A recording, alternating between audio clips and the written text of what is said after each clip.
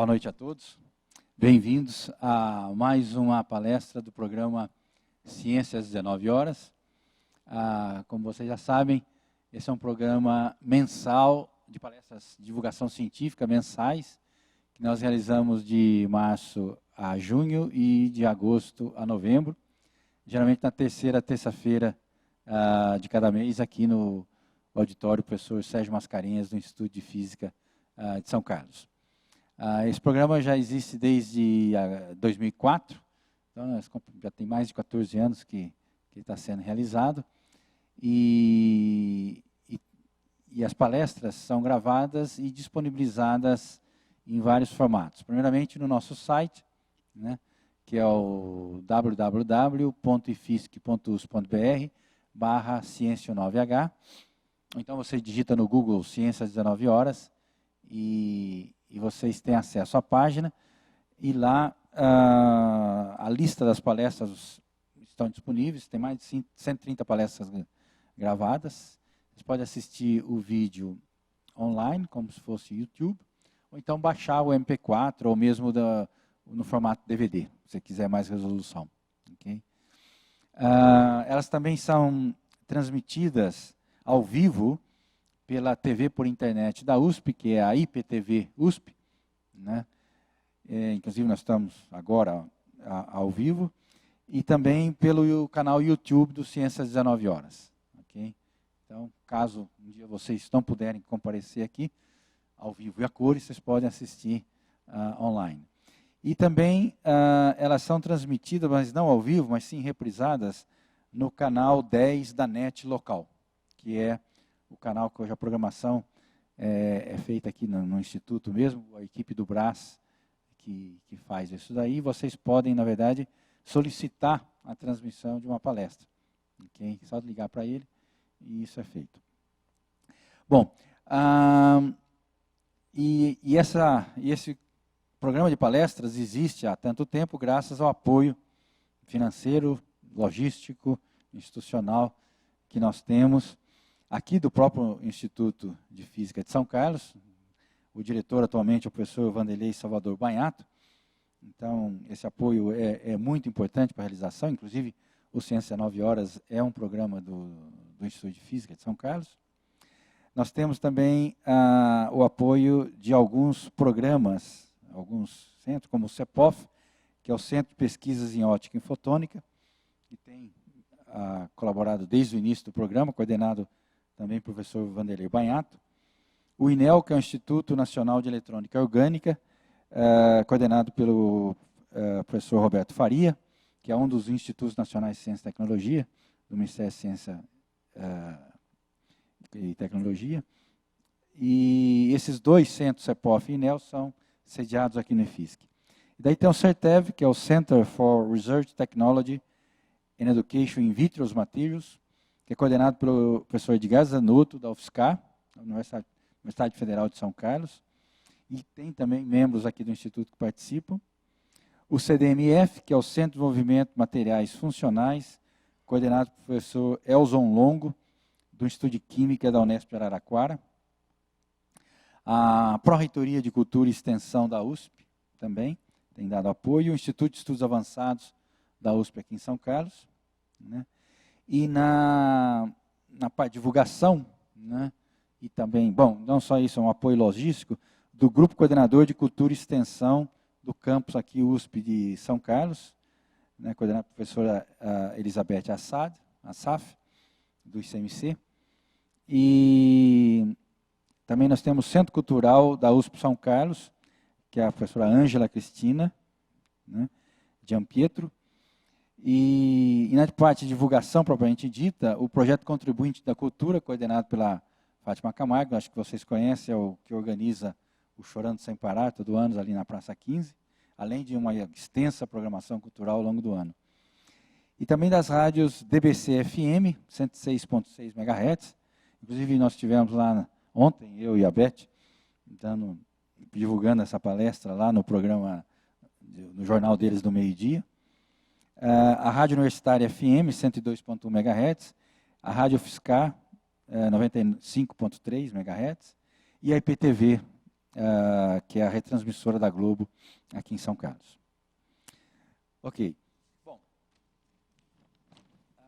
e hoje é um grande prazer, nós temos aqui a professora Beth Hartmann. Ela é professora associada aqui do Instituto de Física de São Carlos. Ela veio para o Instituto em 2015, então há 3 anos atrás. Ela estava na Alemanha, ela era professora lá na Alemanha. Ela fez o doutorado na Universidade de Bremen, na Alemanha, assim como a livre docência, né, na Universidade de Bremen, e foi professora por vários anos lá na Universidade de Bremen. Ela fez 2 pós-docs, na verdade, um na Universidade de Durham, na Inglaterra, no norte da Inglaterra, e também na Universidade de Tours, na França, okay? Antes de ser contratada na Universidade de Bremen como professora. E de lá ela veio para cá, para o IFSC. Então é uma grande aquisição do IFSC. Ela é uma grande especialista em buracos negros, em cosmologia, e na verdade sólidos também, tanto em cosmologia e gravitação, como também em física não linear. Okay? E hoje ela vai falar para a gente de um assunto muito interessante, que é a radiação cósmica de fundo, né? Que é uma radiação na frequências de micro-ondas que permeia todo o universo. Então, um grande prazer hoje. Temos aqui a professora Beth Hartmann. Muito obrigada. Então, você pode me... Tá. Então, muito obrigada pela introdução, Luiz. É um prazer de estar aqui, participar nesse programa, que eu acho que é muito importante divulgar ciência para o público. Então, o Luiz já falou que estou alemã, então eu já peço desculpas que faltam algumas palavras às vezes. Então, isso é um tópico muito difícil, mesmo para um físico, uma física teórica. É um tópico muito, muito difícil a explicar, se você não faz pesquisa dentro disso. Então, eu vou só falar um pouquinho sobre as coisas que eu quero apresentar hoje. Primeira coisa é o modelo do universo que nós temos hoje e que nós achamos que funciona muito bem, é o modelo do Big Bang. Então, o Big Bang nós achamos que o universo começou em um estado muito denso e muito quente. Então, a pergunta é o que aconteceu depois. E porque nós temos a radiação cósmica do fundo. Na verdade, a radiação cósmica do fundo é o melhor indicador que esse modelo do Big Bang funciona. Okay? Então, eu vou falar sobre isso. Então, o Luiz também falou que são micro-ondas. Eu vou explicar também porque essas são micro-ondas e o que nós podemos aprender sobre esse espectro dessa radiação. E uma coisa que é muito importante sobre essa radiação, na verdade, isso é uma radiação de um corpo negro perfeito. Então, nós não podemos fazer um corpo negro tão perfeito no laboratório. Então, o espectro de um corpo negro perfeito, mais perfeito que nós temos, mas esse corpo negro tem também radiação, e essa radiação tem anisotropias. Okay? Então, eu vou falar, tem flutuações na temperatura dessa radiação, desse corpo negro, e essas flutuações são muito importantes. Então, nós podemos aprender muito sobre o universo utilizando todas essas coisas. Então, primeira coisa que eu preciso fazer, porque eu vou falar sobre o universo observável, okay? Uma coisa muito, muito grande. Então, por isso, não é suficiente de utilizar quilômetros ou metros ainda. Okay? Então, o que eu vou precisar, um pouco mais tarde, é a distância de um ano-luz.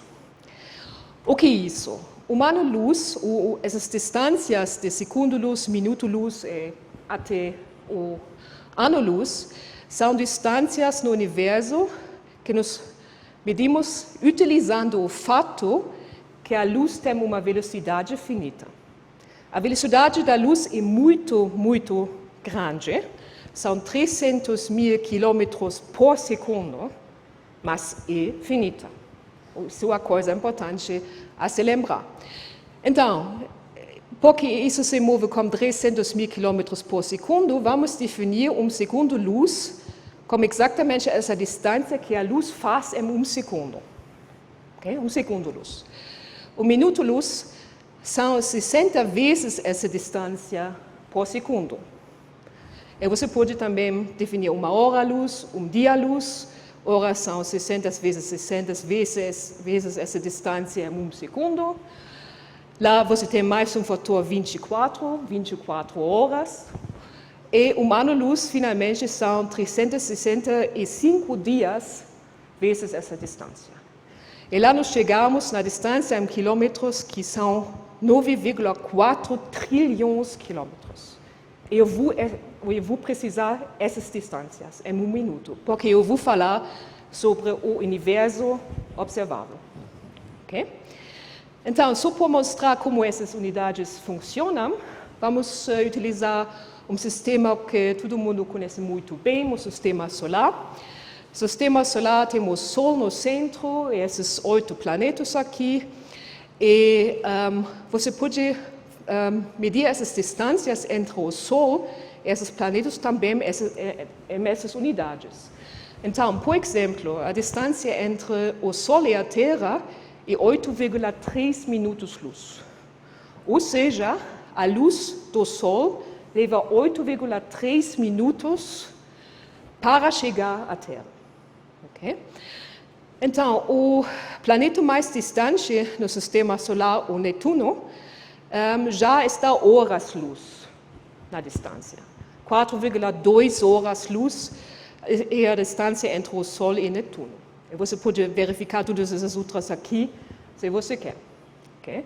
Então, podemos utilizar já essas unidades lá, mas não são muito grandes, na verdade. Okay?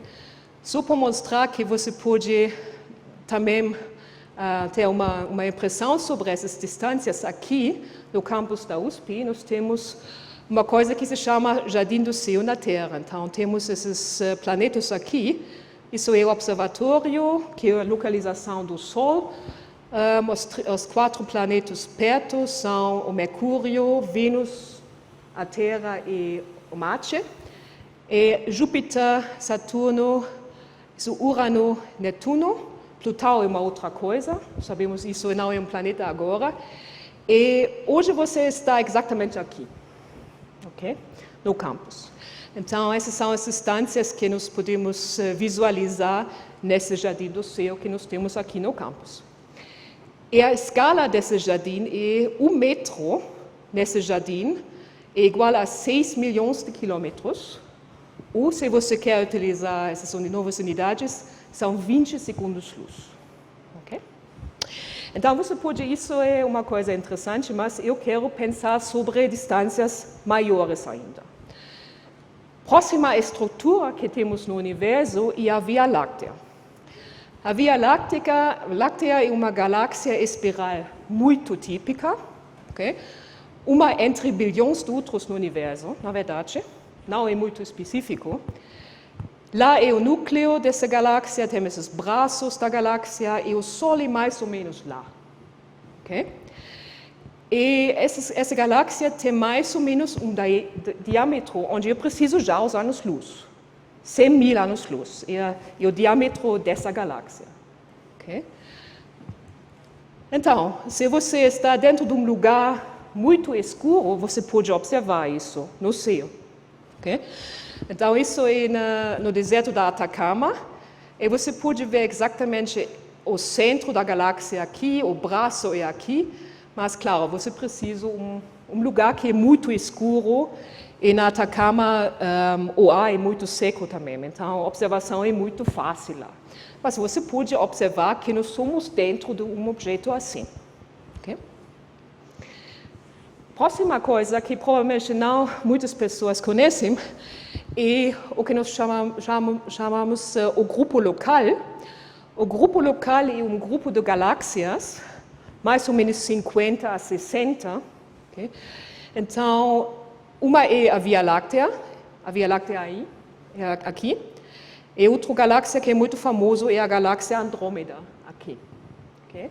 Isso é um conjunto de galáxias que tem o nome grupo local.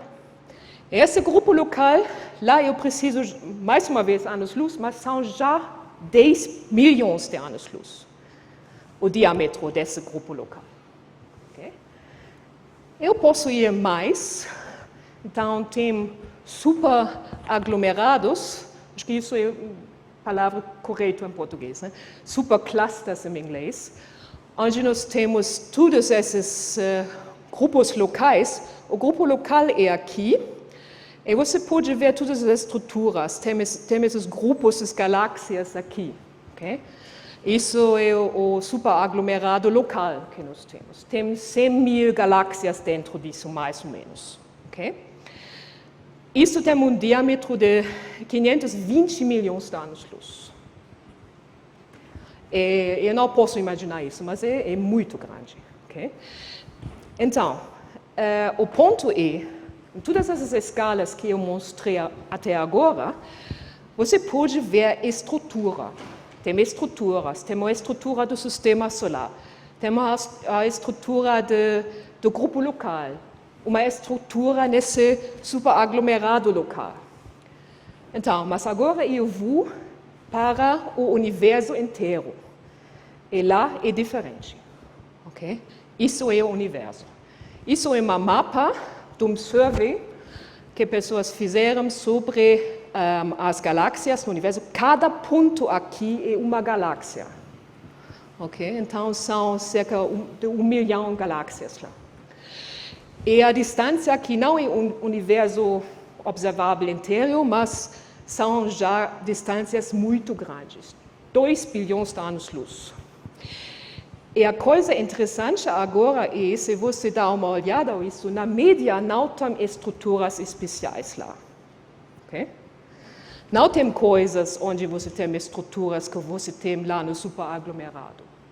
Parece uma coisa muito homogênea e isotrópica. Okay? Então, a conclusão dessa imagem é que em escalas maiores o universo parece homogêneo e isotrópico. Okay? O que é isso? Para mostrar o que é isotrópico e homogêneo, não é muito fácil explicar isso sem utilizar equações. Então eu pensei de utilizar um tanque esférico cheio de água e um peixe dentro desse tanque. Okay? Então, vamos supor que esse peixe é muito pequeno em relação a esse tanque. Okay? Esse peixe, o que esse peixe vai perceber? Se ele faz um movimento, um pequeno movimento da posição inicial, a água, o meio dentro dele está, vai parecer exatamente a mesma coisa. Okay? Nós chamamos isso homogêneo. Esse meio, a água é homogêneo. E se ele faz esse peixe faz o experimento, para saber o que acontece se ele faz movimento radial em diferentes direções, da posição dele, ele vai perceber que a água também parece a mesma coisa. Nós chamamos isso isotrópico. Okay? Então, esse meio, para esse peixe, essa água dentro desse tanque esférico muito grande, parece isotrópico e homogêneo. Para mostrar que você pode ter também situações onde o meio isotrópico, mas não homogêneo, e vice-versa, vamos pensar sobre outras situações. Um tanque de ângulo reto, cheio de água, e vamos supor que esse peixe é apenas pequeno em relação ao comprimento do tanque, mas não em relação à altura. Então, se esse peixe faz um movimento da posição inicial assim, ele vai perceber a mesma coisa. Mas agora, se ele faz o experimento de se mover em direções radiais diferentes, ele vai perceber que essas direções são diferentes. Ele vai chegar lá no tanque muito mais cedo do que se ele vai para essa direção. Okay? Então, isso é uma situação que é homogênea, então, uma coisa uniforme, se você quer, essa palavra, mas não é isotrópico. Okay? E isso é uma situação que é isotrópico, mas não homogêneo. Vamos supor exatamente a mesma coisa do que antes, esse tanque esférico, cheio de água, e vamos colocar comida de peixe dentro disso. Então, na média, esse peixe vai encontrar a mesma comida em todas essas direções, em todas essas direções radiais, ok? Na média, claro. Okay? Mas se ele se move um pouquinho da posição inicial, ele vai encontrar água, depois comida de peixe, água, e não é a mesma coisa se ele move assim. Okay? Então, isso é uma situação que é isotrópica, mas não homogênea. Okay?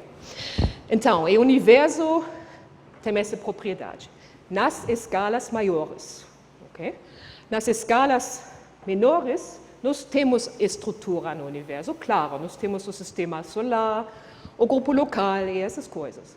Mas nas escalas maiores, temos uma situação assim. Okay? Então, chega uma coisa interessante agora. Se você utiliza esses princípios, homogeneidade e isotropia, e pessoas que fazem física, eu posso explicar que o que você vai fazer é você vai utilizar um fluido perfeito e os elementos desse fluido são as galáxias. Okay?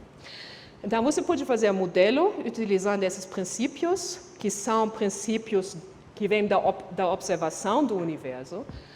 Você coloca a maior teoria que nós temos sobre a gravidade, nesse momento, que é a teoria geral da relatividade, que fala que a gravidade é um efeito da curvatura do espaço-tempo. Você coloca todas as coisas juntos e você vai chegar à conclusão que o universo se expande. Não tem nenhum jeito de não chegar a essa conclusão. Okay? A primeira pessoa que percebeu isso foi o Hubble. Okay? O Hubble fez medidas dos objetos distantes. Ele fez um diagrama da velocidade desses objetos e da distância desses objetos. Eu vou explicar o que é essa unidade em um momento. O que ele percebeu é que temos uma proporcionalidade entre a velocidade e a distância desses objetos. E a constante de proporcionalidade se chama a constante de Hubble. Até agora é um mistério para mim como ele conseguiu ver uma reta lá, mas é uma coisa assim. Então, isso quer falar que quanto mais longe os objetos são de nós, mais rápido eles se afastam de nós. Okay? Porque a velocidade aumenta com a distância. Porque o H0 aqui é uma constante. Então, claro, temos dados hoje que são muito melhores do que os dados do Hubble em 1929, e agora é uma reta. Você pode observar isso. E você pode também ver que temos dados por distâncias muito maiores aqui. Um parsec, essa unidade aqui são 3,26 anos-luz, e um megaparsec são 3,26 milhões anos-luz. Então, as distâncias aqui são um factor 100 mais ou menos. Então, nós sabemos muito sobre objetos distantes e as velocidades deles, e isso é uma reta. Não tem dúvida sobre isso. Okay? Então, mas o que isso quer falar? Nós sabemos que temos essa relação, e eu já falei que colocando esses princípios e a relatividade dá que o universo se expande. De lá você pode fazer um modelo do universo que é mais ou menos uma coisa assim. Okay? Claro, eu poderia dar uma palestra sobre tudo isso, então eu quero só mostrar coisas que são importantes para essa palestra. Então a ideia é que nós temos um espaço, o espaço é a superfície desse balão, okay? E o balão se expande no tempo, okay? O tempo vai para lá. Então, o espaço se expande e na superfície desse balão, desse espaço, temos as galáxias. Okay? Então, o espaço se expande e não os objetos nele. Okay? Então, eles se afastam mais rápido se eles são mais distantes, claro. Okay? A coisa que é importante por essa palestra hoje é que se você faz exatamente o oposto, você volta no tempo. Isso quer falar que temos um ponto no tempo onde toda essa matéria que nós temos no universo hoje foi concentrado em um único ponto. Okay? E isso é o ponto onde o espaço e o tempo começaram. Okay? E isso é exatamente o Big Bang. Okay? Então, isso é a conclusão das observações do Hubble, do fato que o universo nas escalas maiores parece isotrópico homogêneo. Não tem uma outra conclusão do que isso. Okay? Então, é o começo do espaço e tempo. Então, podemos pensar sobre isso. Mais uma vez, essa imagem, eu poderia dar uma palestra ou mais palestras sobre isso só. Então, eu quero só falar sobre as coisas importantes. Aqui é o Big Bang, okay? Estado muito quente, muito denso. Isso é a evolução do universo e hoje. Okay? E as teorias falam que o universo começou em esse estado muito quente, muito pequeno, 3,8 bilhões de anos atrás, mais ou menos. Desde então, o universo se expande e hoje nós estamos observando um universo muito grande e muito frio. Então, eu vou explicar agora porque é muito frio. Okay? Então, eu falei sobre a lei da Hubble, sobre o fato que nas maiores distâncias temos homogeneidade e isotropia. Isso é uma indicação, mas o maior indicador do Big Bang é a radiação cósmica do fundo. Okay? Então, isso é uma coisa interessante. Mostra que você pode ganhar um prêmio Nobel na física fazendo uma observação acidentalmente. Okay? Então, isso é exatamente o que aconteceu em 1965.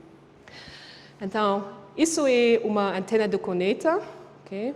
Por fazer medidas como a radiação de micro-ondas. E os pesquisadores foram Penzias e Wilson, nos Bell Laboratórios lá nos Estados Unidos.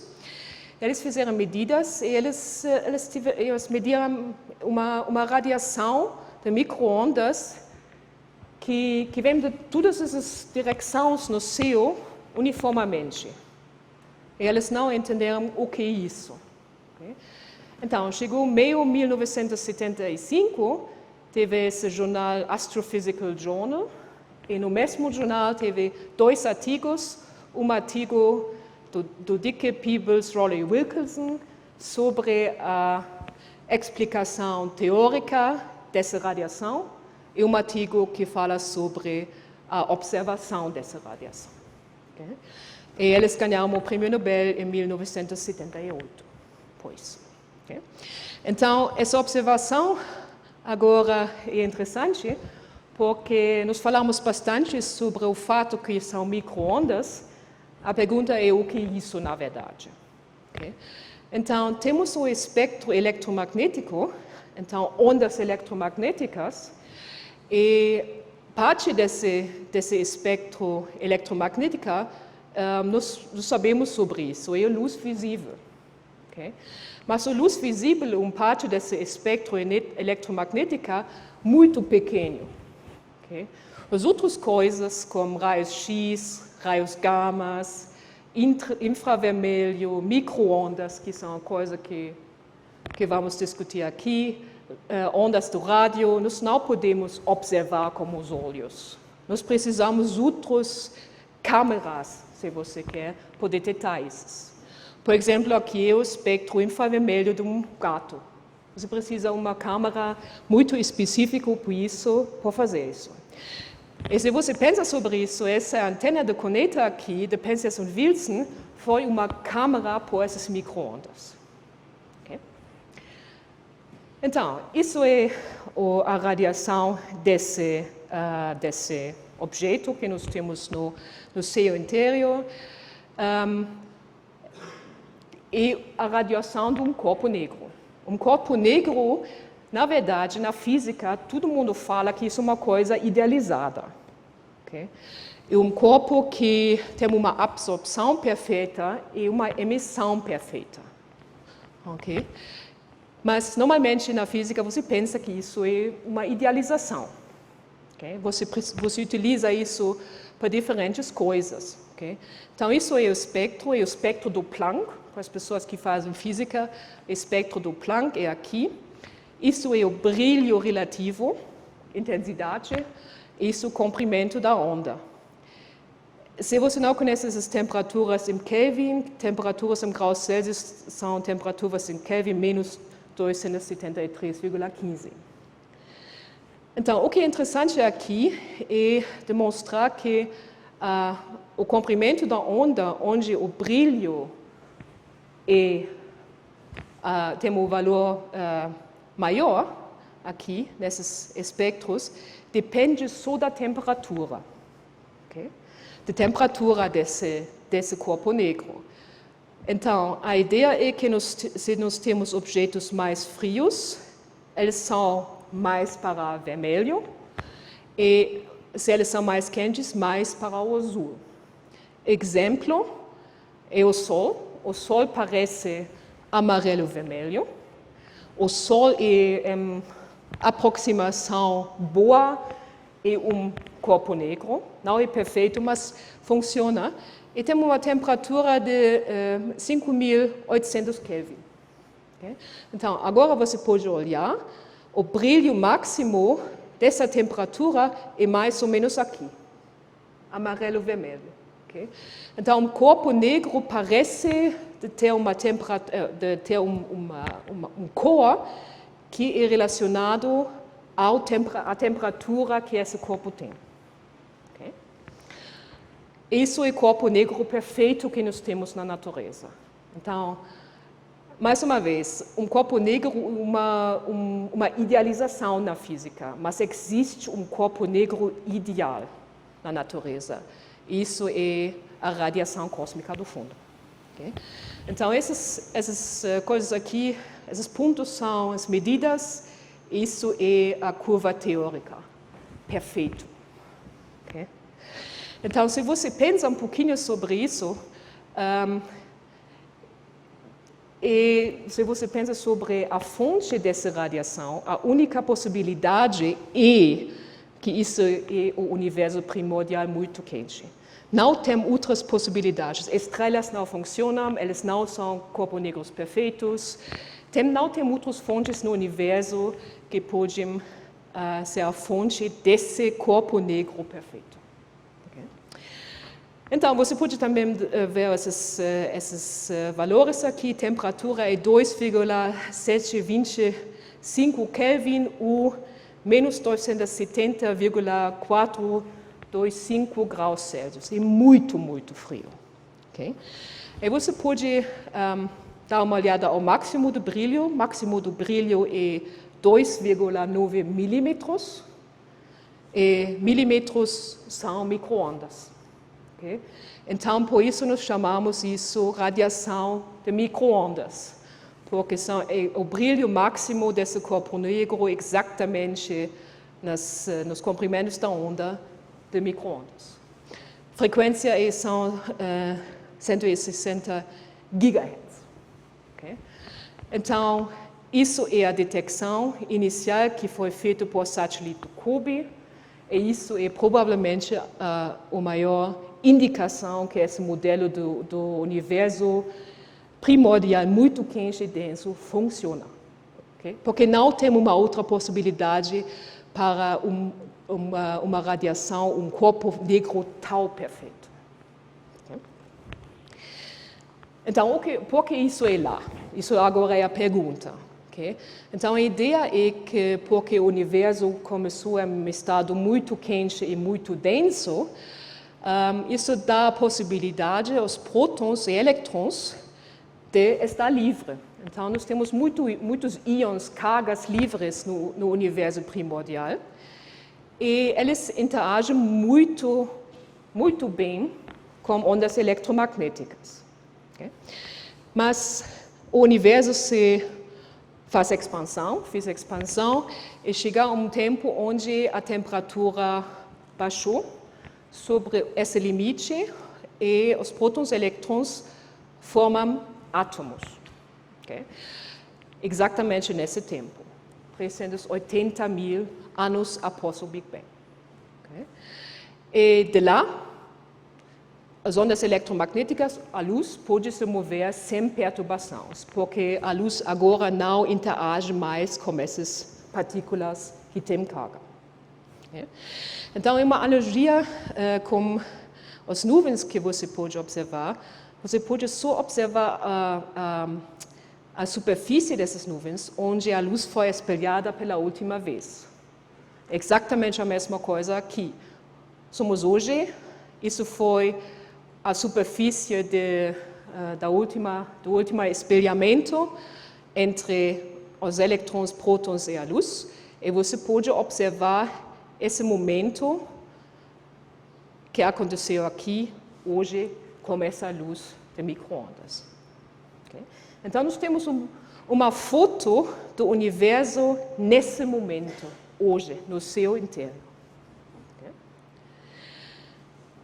Então, você vai falar, mas 380 mil anos e ainda um universo muito jovem, deve ser muito quente e muito denso lá. É verdade, claro, é. Então, a criação da radiação cósmica do fundo, lá o universo teve uma temperatura de 3.700 graus Kelvin. Okay? E isso corresponde, se você pensa que isso é um corpo negro, mais uma vez, comprimento da onda no brilho máximo de 1 micrômetro, mais ou menos. 0,001 milímetro. Okay? Mas o universo fez uma expansão, nós sabemos isso, o universo está expandindo. Okay? Então, o que acontece com esses comprimentos de ondas, porque o comprimento da onda é a distância entre esses máximos aqui, porque o espaço está em expansão, você vai aumentar o comprimento da onda. Okay? Então, isso é exatamente o que aconteceu depois dessa criação da radiação da micro-onda, cósmica do fundo, na verdade. Não devo falar sobre micro-ondas lá. Okay? Então, até agora teve essa expansão, esse alongamento desses comprimentos de ondas. Até hoje nós temos 2,8 milímetros, e um fator de 1.100 mais ou menos entre esses dois, esse momento e hoje. Okay? Então, claro, é um universo quente, mas a expansão fez exatamente essa refrigeração dessa radiação. Então, muitas vezes, e também nesse pôster desse evento hoje, você vê essas projeções dessa radiação. E a projeção é tal que, porque nós temos uma esfera, mas nós queremos fazer um mapa dessa esfera, nós utilizamos uma projeção. Você conhece isso muito bem para a Terra. Okay? A Terra é uma superfície com curvatura, mas você pode fazer uma projeção que dá um mapa assim. Okay? E podemos fazer exatamente a mesma coisa com essa radiação, das micro-ondas, assim. A única coisa que é diferente é que para a Terra nós estamos observando a superfície externa dessa esfera. Mas para a radiação cósmica do fundo, nós estamos observando a interior superfície da esfera. Okay? Então, nós somos aqui observando essa radiação cósmica do fundo, em seu interior, em torno de nós, e podemos observar isso, isso vai estar importante em um momento. Temos um ângulo de observação aqui. Okay? Então, isso é muito importante em um momento. Então, muitas pessoas falam sobre isso, mas acho que é importante de saber que não é a superfície externa da Terra que estamos observando, mas a superfície interna que nós estamos observando. Okay? Os primeiros dados são esses. Muito chato. Não tem nada lá. Okay? Então, a temperatura máxima é essa aqui, a temperatura mínima é essa aqui, são 4 graus Celsius entre esses valores, é completamente uniforme nessas escalas. Isso é mais uma prova que o universo começou, ou nas escalas maiores, ou começou em um estado completamente isotrópico e homogêneo. Okay? Então, isso foi em 1989. Então, agora você vai falar, então, e agora? Sabemos que é o Big Bang, temos essas coisas isotrópicas homogêneas, mas então, okay? O que podemos fazer, a primeira coisa que eu quero falar, uma coisa que é interessante, é, se você tem ainda uma televisão analógica, olha essa estática que essa televisão tem. 1% dessa estática são as micro-ondas, sinal do início do universo. Okay? Você pode fazer essa conta, porque normalmente sinais analógicos são transmitidos entre 7 e 1002 MHz. Claro, as ondas da radiação cósmica do fundo têm pico no 1600 GHz, mas tem fótons que têm essas frequências, se você olha isso. Então, o máximo aqui, mas você tem também fótons ou radiação em outras frequências. Okay? Então, você pode fazer a conta que dá 1% da estática de uma televisão analógica. Okay? Então, é muito interessante. É uma pena que agora nós não ainda temos isso, porque, claro, televisões digitais não pegam esse sinal. Então, até agora sabemos que o universo é muito uniforme, muito homogêneo nessas escalas. Temos esse sinal do início do universo, muito quente, muito denso, e tudo funciona. Mas dentro dessa radiação temos anisotropias. E essas anisotropias dão muita informação sobre o universo e como é a história do universo. E provavelmente também sobre o futuro do universo. Temos satélites, eu já falei sobre COBE, você pode ver que isso não dá muito. O ângulo de observação do COBE foi mais ou menos 7 graus, então lá você não pode pegar essas anisotropias. Teve o WMAP, já é melhor, mas provavelmente o Planck deu dados melhores que nós temos agora. Então, a primeira anisotropia na radiação cósmica do fundo é uma coisa que não dá muita informação sobre a física do universo, mas dá informação sobre o movimento da Terra em relação a dessa radiação. Isso é o dipolo. Dipolo porque você tem máximo e mínimo exatamente nas opostas direções do céu. Okay? Então, é uma oscilação na esfera, se você pensa sobre isso.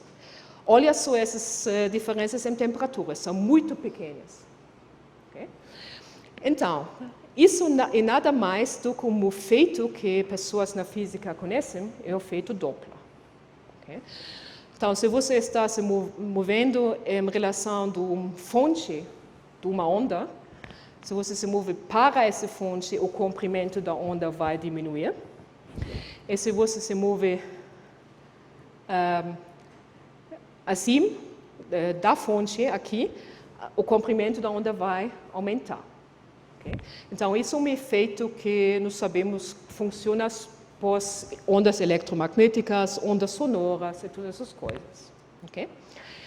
Então, esse dipolo é nada mais do que um efeito que a Terra se move com uma velocidade em relação a essa radiação cósmica do fundo. Então, esses 370 quilômetros por segundo, é muito rápido, é uma soma desses movimentos individuais. Movimento da Terra em torno do Sol, movimento do Sol em torno do centro da Via Láctea, movimento da Via Láctea no grupo local e todas essas coisas. Mas a soma é exatamente isso. Okay?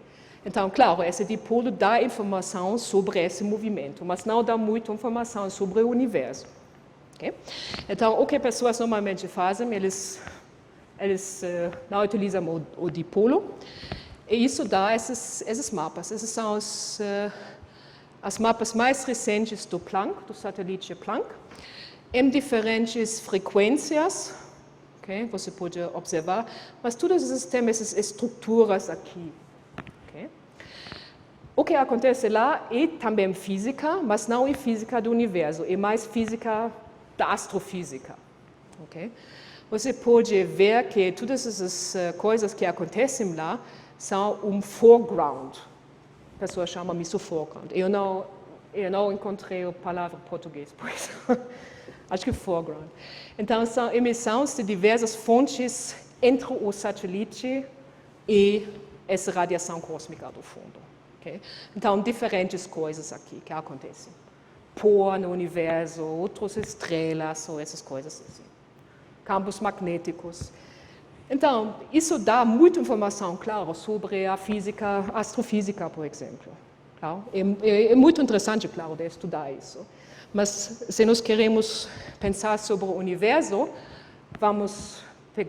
não vamos discutir o dipolo e o foreground, e o que acontece agora são esses mapas, das anisotropias.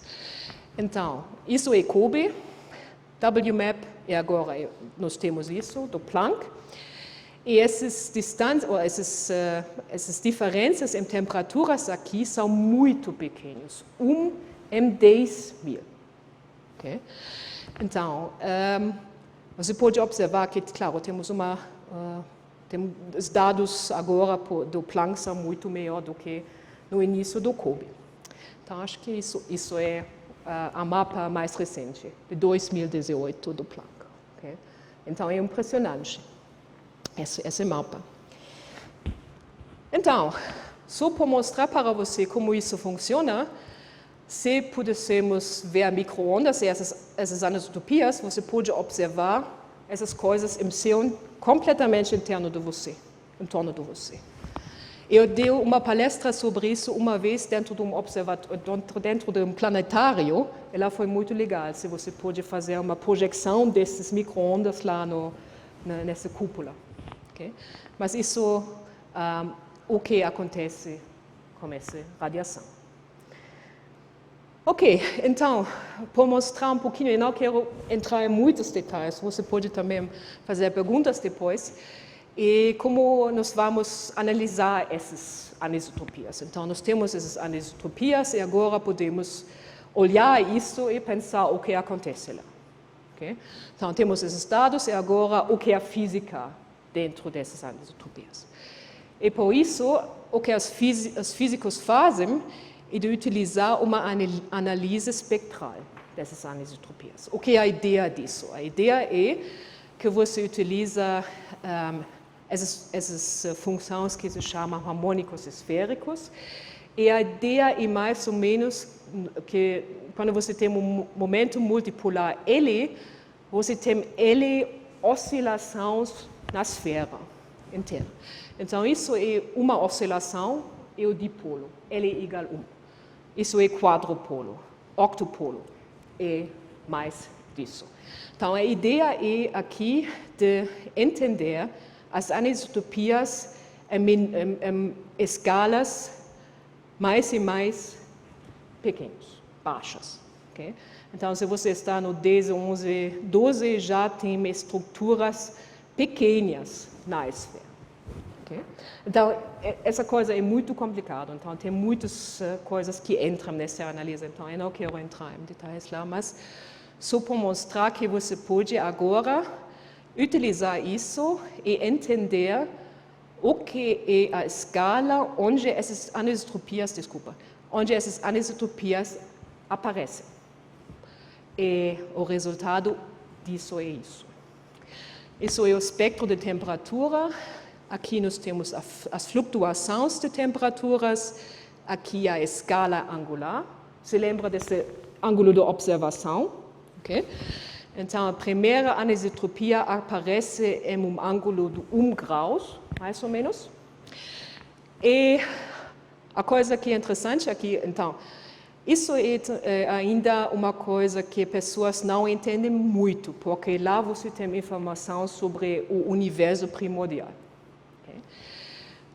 O primeiro pico, ou esse máximo, o primeiro máximo, nós sabemos por que isso é lá.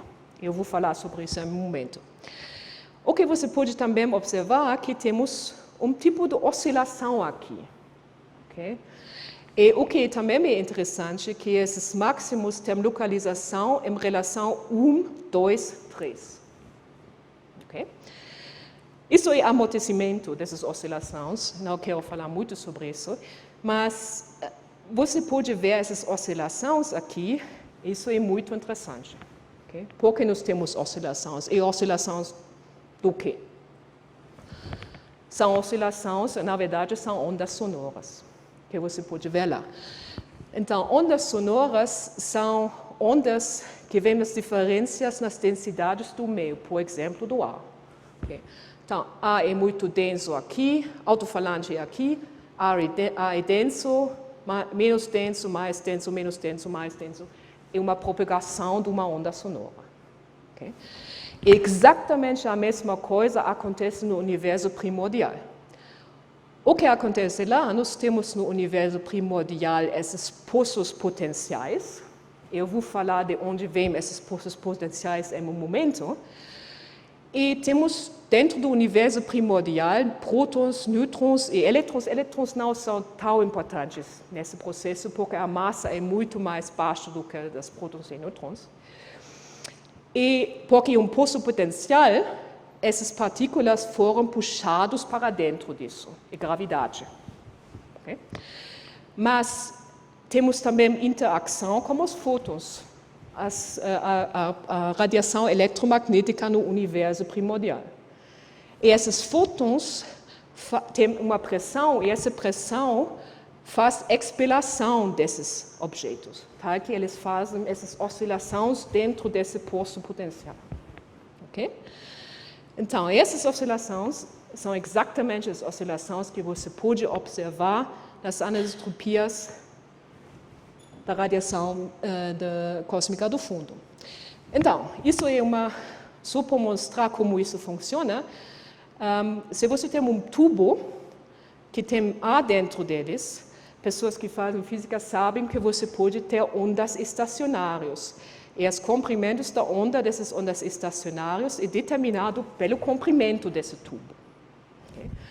O comprimento aqui no universo é a distância no universo entre o tempo de origem dos poços potenciais e o momento onde os fótons fazem decoplamento. Porque se nós não temos mais fótons, você não pode ter mais oscilações. As oscilações acabam nesse ponto. Okay? Então, a primeira onda é exatamente essa aqui, uma oscilação. Okay? Então, a primeira anisotropia que nós podemos ver nessa radiação cósmica do fundo é exatamente uma onda que teve exatamente o tempo para fazer uma oscilação desse tempo até desse tempo. Okay? E claro, você pode também outros harmônicos lá, é a mesma coisa nesses tubos estacionários, ondas estacionárias em tubos por ondas sonoras. Okay?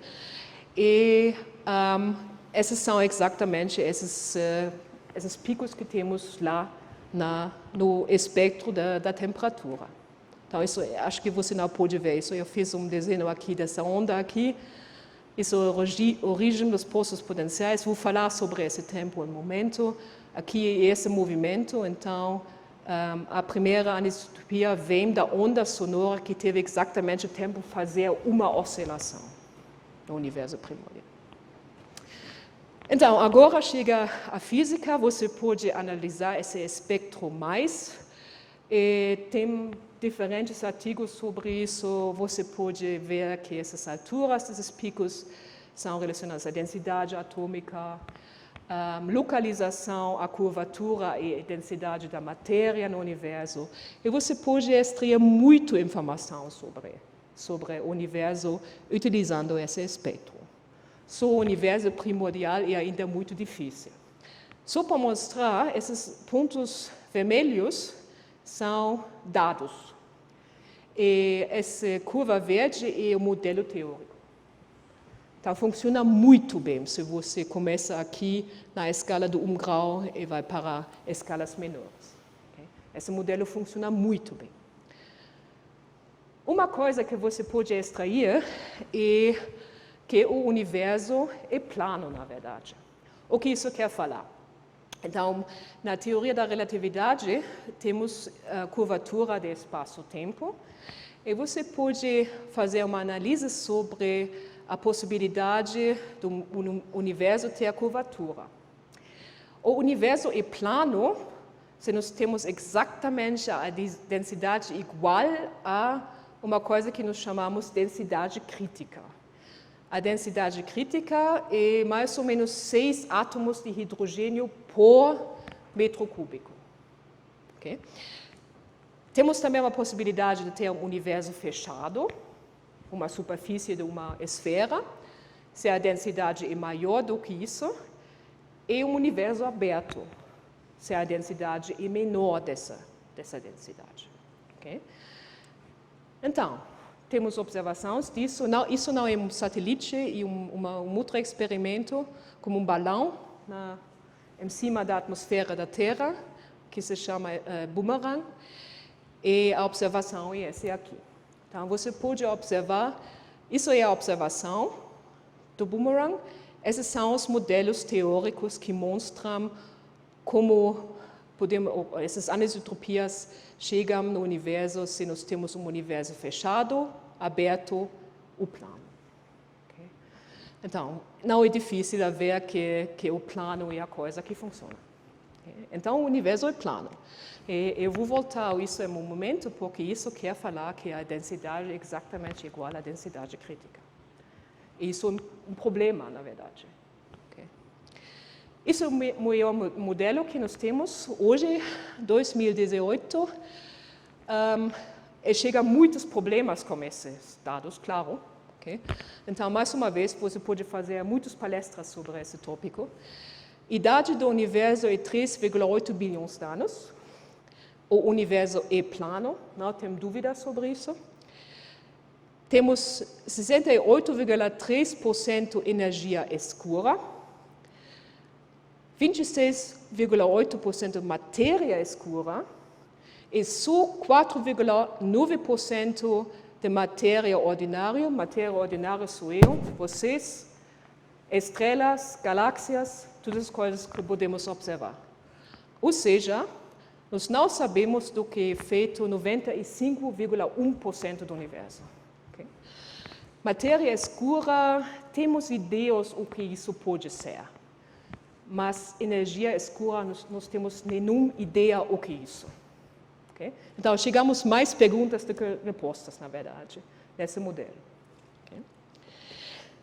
Ok, então, a última parte eu vou terminar em 5 minutos e voltar a esses problemas do modelo do Big Bang. E esse universo plano e todos esses dados mostram que isso é um grande problema no modelo do Big Bang. Okay? Então, nós precisamos exatamente essa densidade crítica de 6 átomos de hidrogênio por metro cúbico, por ter exatamente o universo plano. Se você faz um curso na cosmologia, você vai fazer uma conta que mostra que se você precisa escolher essa densidade crítica, o desvio dessa densidade crítica, deve ser apenas 10 a menos 60 no início do universo. Okay? Então, se você escolhe essa casa decimal diferente, okay? No ponto 59 é diferente depois a vírgula, o universo não é plano. Então, isso parece uma escolha completamente louco. Então, por que o universo é plano se nós precisamos fazer uma escolha tão precisa no início do universo? Temos uma solução por isso, e a solução se chama inflação. A teoria da inflação fala que, muito perto do M-tempo, do Big Bang, 10 menos 35 segundos após o Big Bang, houve uma fase de extrema expansão do universo, onde o raio do universo aumentou em um fator de 10 a 43. Okay? Então, isso é uma ideia, claro, esse desenho não mostra o que acontece na verdade, porque eu não posso fazer um fator disso, 10 a 43, mas a ideia é que você tem uma pequena região inicialmente no universo, chegou a essa fase de inflação, e a região do universo observável hoje é exatamente feito dessa pequena parte do universo primordial. Okay? Então, a inflação é também uma solução para outros problemas no modelo do Big Bang, mas isso aqui eu acho que é a mais impressionante. Então, a ideia é a seguinte: você pega uma esfera e faz uma inflação muito grande dessa esfera. Localmente, agora a esfera vai parecer plano. Okay? É a mesma coisa na Terra. Para um ser humano, nós não podemos perceber a curvatura da superfície da Terra. Okay? Para nós é plano. Okay? Exatamente a mesma ideia. Você faz uma inflação tão grande que tudo aqui parece plano. Okay? E essa teoria de inflação tem também uma ligação a essas anisotropias que nós temos na radiação cósmica do fundo. Você se lembra que eu falei sobre essas oscilações aqui e esses pulsos potenciais. Okay? Você vai perguntar o que é a origem desses pulsos potenciais. E a resposta é que no universo primordial teve flutuações quânticas do vácuo nessa época de inflação. E normalmente essas flutuações quânticas são muito, muito pequenas, da escala das partículas quânticas. Mas temos essa época de inflação e essas pequenas regiões aqui, depois da inflação, são regiões muito grandes. Okay? Então, essas flutuações quânticas têm uma tamanho muito grande depois da inflação. E esses são esses pulsos potenciais. Okay?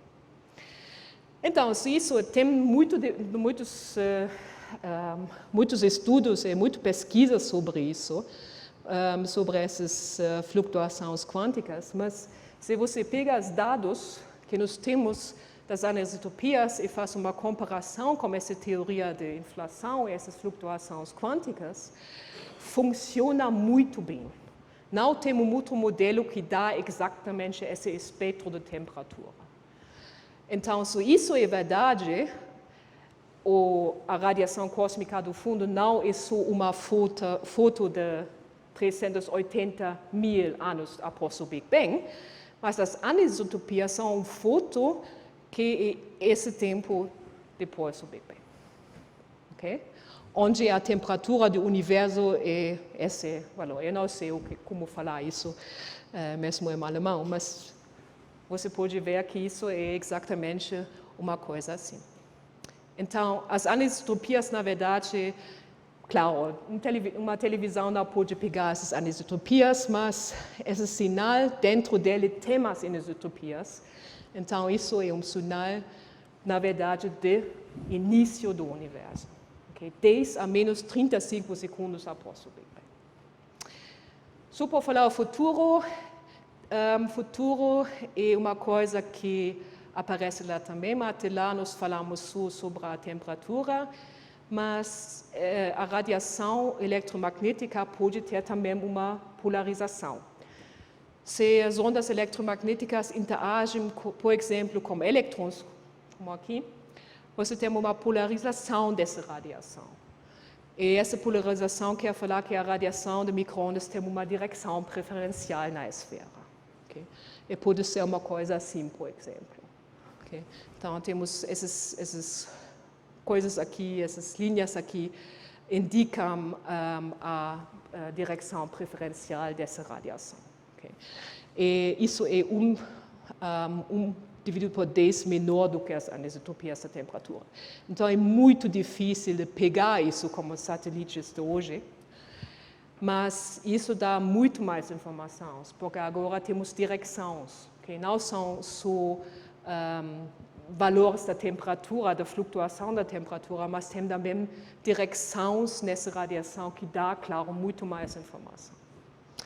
Okay, então, essas são as perguntas, provavelmente, que pessoas querem fazer sobre essa polarização. Tem muitas perguntas abertas. Uma coisa que é muito popular nesse momento na pesquisa são ondas gravitacionais primordiais. Okay? Teve essa ideia que nessas flutuações do vácuo, na inflação, teve também uma criação de ondas gravitacionais. A pergunta é se podemos observar isso. Uma coisa que me interessa muito na minha pesquisa são defeitos topológicos, monopolos, cordas, essas coisas. Outra coisa que muitas pessoas fazem pesquisa sobre agora são buracos negros primordiais. Se você tem flutuações no vácuo, pode ser que temos uma densidade que é suficiente para fazer uma criação de um buraco negro, pode ser. Inflação, na verdade, ninguém sabe o que é isso. Sabemos que essa teoria funciona, mas o que é, na verdade, a inflação? Nós não sabemos. Okay? Não temos um modelo consistente sobre isso. E, finalmente, porque isso é um universo muito jovem, provavelmente lá temos as energias e temperaturas onde nós precisamos pensar sobre uma teoria de gravidade quântica. Então, claro, todas as coisas têm ligação entre si. Mas acho que essas são as grandes perguntas e vamos ver o que vai acontecer no futuro. Então, eu vou terminar agora com um citado de Albert Einstein sobre o universo e a estupidez humana. Quero agradecer a você pela sua atenção. Muito obrigada.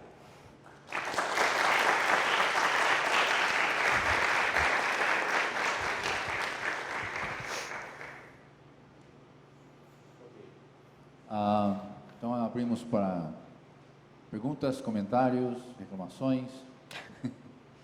Okay. Tá difícil. Levanta a mão quem.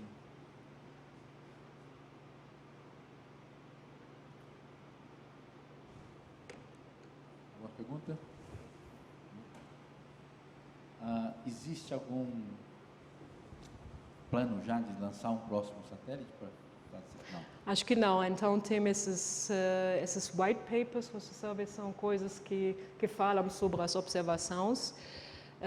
Acho que a ESA e a NASA estamos falando sobre isso, mas planos concretos eu não sei disso. Acho que nesse momento são mais as ondas gravitacionais que são mais populares. Então, por isso, pessoas fazem exatamente os buracos negros primordiais, porque eles querem saber se essas flutuações quânticas podem criar esses buracos negros. Então, ela tem uma possibilidade de detectar ondas gravitacionais desses buracos negros. Mas sobre planos, não, acho que não, nesse momento, não, nada concreto.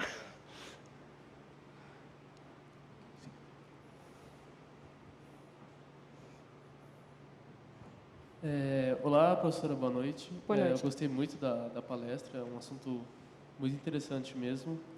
E eu queria saber, assim, porque eu queria saber se o Instituto aqui mesmo ele tem alguma linha de pesquisa ou de estudo que abranja esse assunto, assim. Eu não entendi. O Instituto aqui. Sobre isso, não, nós não. Então, eu estou fazendo pesquisa sobre defeitos topológicos e buracos negros, mas não sobre essa análise dos dados, porque essa análise dos dados é muito complicada.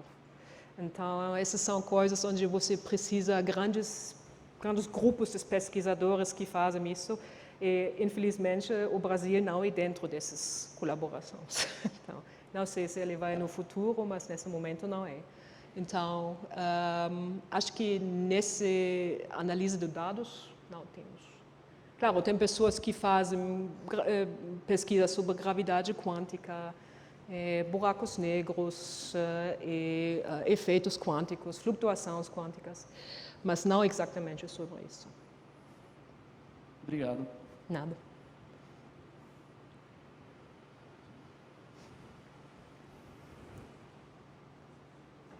Boa noite. Boa noite. A senhora falou que vocês não têm nenhuma ideia da origem da inflação. Será que essa expansão acelerada no início do universo tem relação com a expansão acelerada que ele tem atualmente? Tem alguma relação entre a inflação e a energia escura? Ou... Então, você está falando sobre isso? Isso. Sim? Então, a ideia é que você pode, matematicamente, você pode estudar essas flutuações, sem problemas, e normalmente pessoas fazem isso em um universo que é uma expansão. E lá você pode fazer essas contas e dar exatamente essa estrutura desses picos aqui. Eu falei que isso é 1, 2, 3. Okay? Tem outros modelos que você pode estudar, mas outros modelos não dão exatamente essa relação 1, 2, 3. Porque é exatamente o que acontece dentro desse poço. Você pode ter uma oscilação, 2 oscilações, 3 oscilações, e funciona muito bem utilizando esse modelo. Outros modelos, por exemplo, utilizando defeitos topológicos, uma coisa assim, não funcionam assim. Okay? Então, e tem também outras coisas que mostram, eu não falei sobre essas coisas, mas que são, na verdade, flutuações quânticas, porque, por exemplo, esse espectro gaussiano. Então, gaussiana você tem só se você tem, na verdade, processos quânticos que aparecem lá e são completamente, como falo isso em português, aleatório, exatamente. Então, esse espectro mostra que isso é o único modelo que funciona. Mas o problema que nós temos com isso é nós não agora temos um modelo concreto sobre a inflação. Isso é outro problema. Então, mas esses modelos funcionam muito bem, me dá exatamente esse espectro. Obrigado.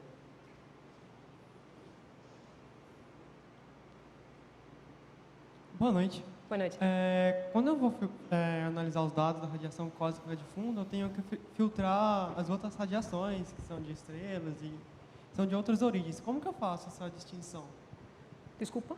Como que eu distingo a radiação que é a radiação cósmica de fundo das outras radiações que existem no universo? Por exemplo, emitida por uma estrela ou qualquer coisa. Ah, tá. Não, claro. Então você... Porque a primeira coisa é que você tem essa radiação em seu interior. Então, se você olha lá, é a mesma coisa do que lá. Okay? Então, se você tem fonte muito localizado, não parece assim. Okay? E a outra coisa é exatamente esse espectro do corpo negro. Okay? Então, que eu mostrei lá. Então, estrelas, por exemplo, nunca têm um espectro do corpo negro tão perfeito. Okay? E isso é a única possibilidade, porque nós chamamos isso na física um equilíbrio térmico, e isso é a única fonte de onde pode ver essa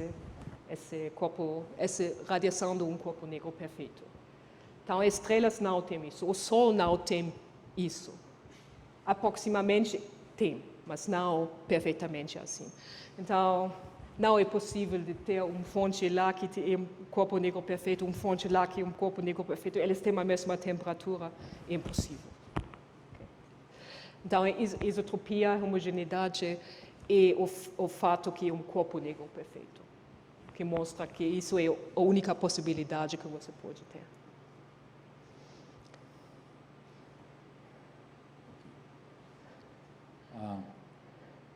Mais perguntas, comentários, curiosidades? A ideia dessas palestras é que todo mundo pergunte o que quiser, ou seja, não se acanhe. Sim. Pode perguntar, porque 2 mais 2 são 4. Boa noite. Boa noite. Pode dizer mais ou menos o que seria um defeito topológico? Um defeito topológico? Um defeito topológico, você pode imaginar se você tem água que vai ver para gelo. Então, você tem esses átomos na água que vai se orientar em diferentes direções nessa transição de fase. Então, às vezes, se você tem ponte, uma coisa assim, você tem esses, como eu falo isso, cracks no gelo, onde a orientação dessas moléculas é diferente. Então, isso é exatamente um defeito topológico. Então, você tem uma resfriação no universo primordial e em diferentes regiões do universo você tem diferentes valores de uma certa grandeza física. E nas fronteiras entre essas regiões você tem esses defeitos topológicos, porque eles não sabem se eles querem esse valor lá ou esse valor lá. Então, são exatamente coisas. Tem coisas que se chamam domain walls, que são planos, tem cordas que são como uma corda e tem também monopolos magnéticos, que são um tipo de uma partícula. Mas isso é dentro da teoria. Observação desses é muito difícil. Então, mas nos anos 1990, pessoas pensaram que essas cordas podiam fazer esse espectro. Mas o espectro é completamente diferente. O espectro não tem essas oscilações, é só um espectro assim. Então, depois, não teve muitas pessoas que fizeram pesquisas sobre defeitos topológicos, porque a inflação funciona muito bem. Mas tem uma ideia, se você utiliza, por exemplo, a polarização, que você pode detectar essas coisas, porque eles fazem polarização muito específica da radiação.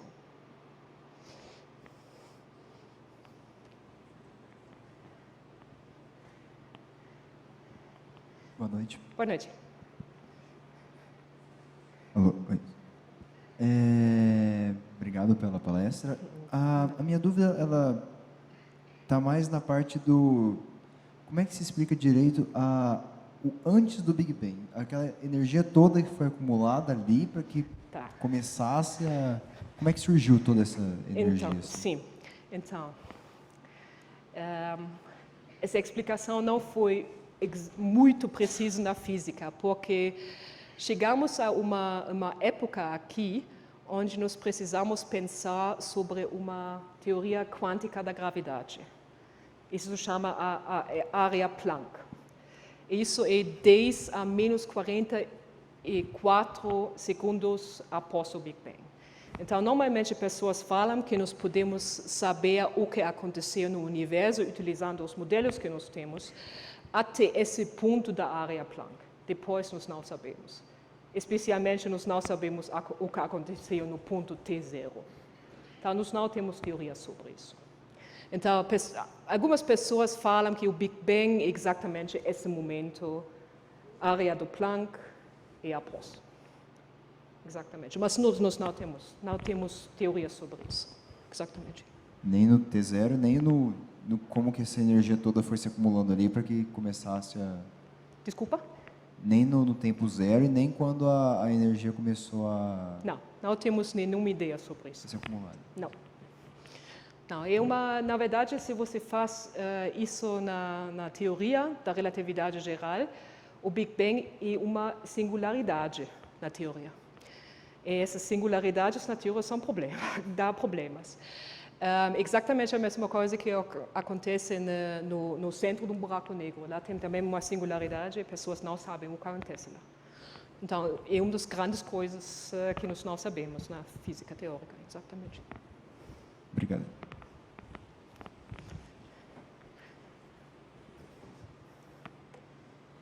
Boa noite. Desculpa pela pergunta, assim, mas eu não entendi muito bem como que vocês sabem que a radiação cósmica de fundo que vocês captam é do começo do universo. Tipo, eu não consigo entender isso. Então, a ideia é que você tem esse espectro aqui, okay, de um corpo negro.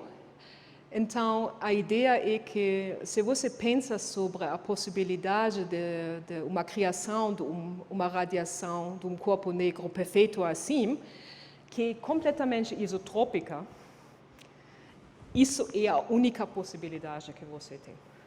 Não tem outras possibilidades, não tem outros modelos. Eu não quero falar que não tem no futuro uma outra possibilidade de explicar isso, mas nesse momento nós achamos que todos os modelos e a física que nós temos nesse momento dá a única possibilidade desse universo primordial e quente. Okay? Então, é muito uniforme, é muito isotrópica, essas coisas que falam que no início teve uma região muito pequena que teve contato entre esses constituintes que você tem dentro. Então, não tem outra possibilidade, isso é a resposta. Ok. Bom, se não tiver mais pergunta, então, vamos agradecer novamente ao professor Beth Hartmann Muito obrigada. por essa excelente palestra.